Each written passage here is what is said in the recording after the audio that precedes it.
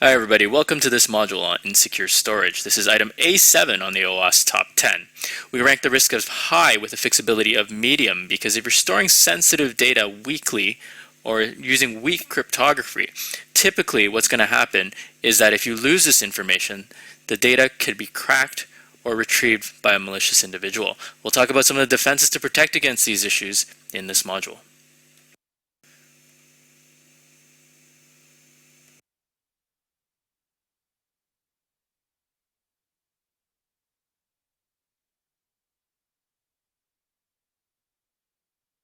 When we talk about secure cryptographic storage, what does that mean? We're speaking about protecting sensitive information using encryption or something similar. And the reasons are, we're trying to safely send information, or perhaps safely store data we consider sensitive, all the while maintaining confidentiality so it doesn't get into the wrong hands. So the next question you may be asking is, when would we need to store things securely?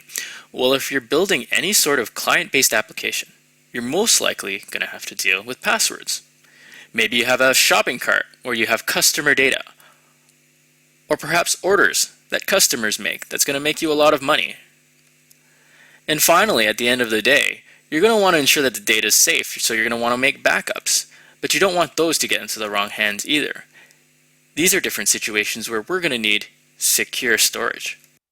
The problem with both sharing information and storing information, really, if you think about it, is similar. We're trying to do the same thing, which is protect confidentiality.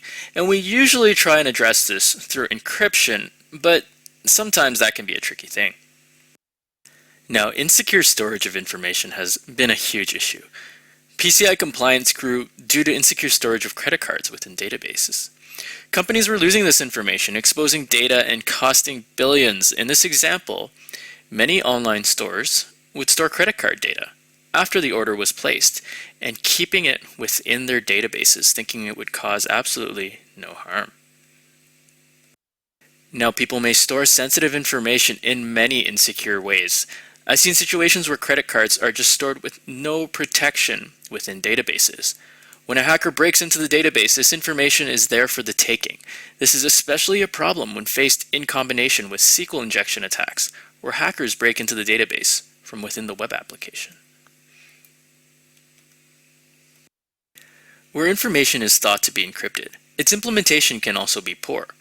In this case, let's make the assumption that this scrambled text is an encryption mechanism known as exclusive OR, or XOR.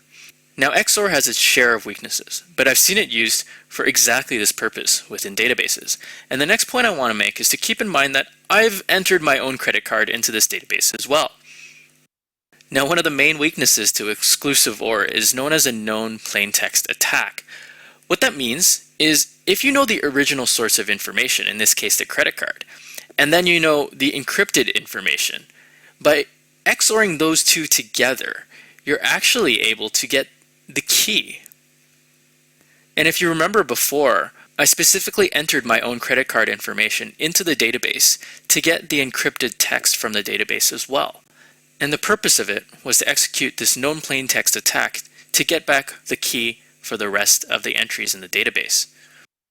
Now, taking the key that we just found, the hacker can now XOR against everything else in your database to get back the credit card values. And this is why implementation, specifically how you're protecting this sensitive data in your databases, is extremely important.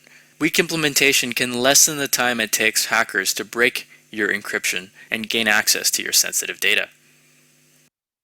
In 2008, a company called TJ Maxx suffered a huge security breach, losing over 94 million customer profile and credit card records.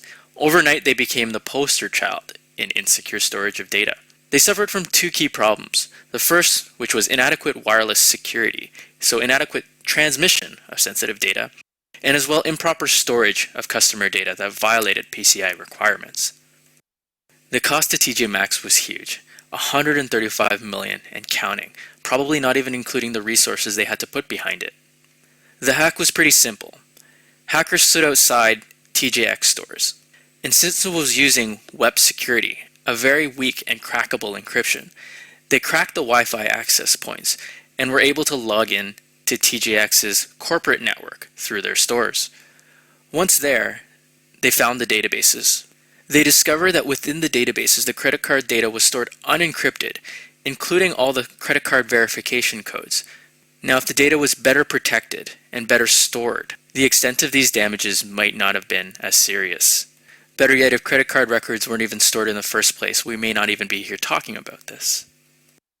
So what have we learned about insecure storage? If you're storing sensitive information, you should first determine what exactly is sensitive to your business. What kind of information do you declare as sensitive, and what do you consider a risk to your organization? Then you can decide if you want to store it at all. Secondly, you're going to want to decide what kind of implementation are you using.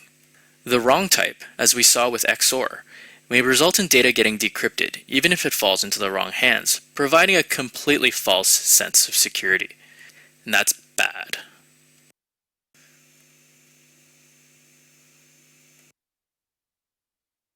Let's now discuss some of the defenses to insecure storage. We'll talk about determining what's sensitive, known strong algorithms, and hashing passwords. Now, most applications that serve customers will have to store some level of data within databases. Determining what information is sensitive at an early stage is important to ensure that your data is well protected throughout the architecture of the application. Now, you could be dealing with passwords, payment, or very sensitive personal health data. It often will depend on your line of business. But you're going to want to determine what information your application handles and the kind of data confidentiality it requires. There may also be legal implications that you need to review, such as PCI requirements. The process of threat modeling integrated into your project management can be really important in classifying and identifying the type of data that's important to you. First of all, a threat model starts by classifying the assets and what kind of information you may store. What exactly you're trying to protect, essentially. Then it classifies the types of vulnerability. In other words, it models the type of realistic weaknesses you might face within your application. Then you determine the threats that your application and its data may encounter. What would threaten these vulnerabilities, and what is the likelihood that this would happen? Then, depending on the risk, you would develop defenses or safeguards to protect your application from these issues.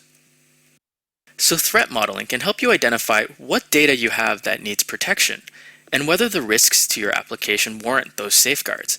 It's a pretty great companion to project management, and at Security Compass, we help our clients learn these techniques using our Threat Model Express class. It basically helps you answer the question, what assets are sensitive, worth protecting, and how do we protect them?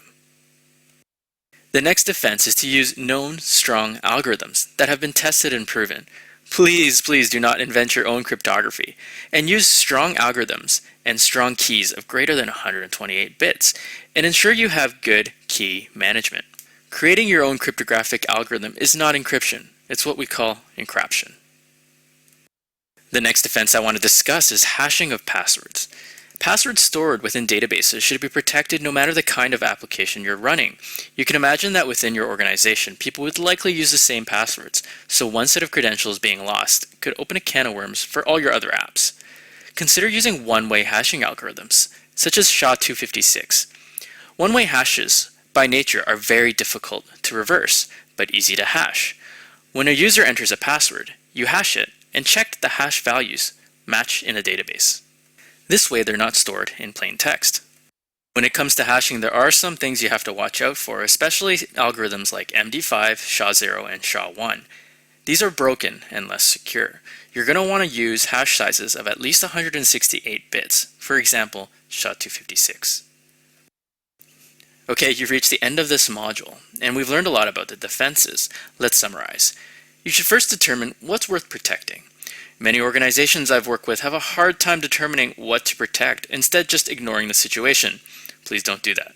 Doing an adequate threat model for each project can help you understand the important data you're storing or using within the laws and regulations of your industry. This way you can really focus on protecting the data that's worth protecting. Implementation is always important. Encryption's a great start, but you need to ensure you use strong algorithms to store sensitive data. Cryptography is a course in itself, but you shouldn't overlook its importance.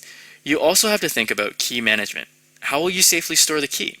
These are discussions that need to take place within the security teams of your organization. Finally, we discussed the subject of hashing passwords. Use strong hashing algorithms and be aware that some older recognized hashing algorithms have been broken. Bit lengths of greater than 168 bits, something like SHA-256, are considered better practice these days. If your application is extremely sensitive in nature, you may want additional protection, such as using salts within the hashes as well. See our module on cryptography for more information on this topic. Thanks again for trying our course.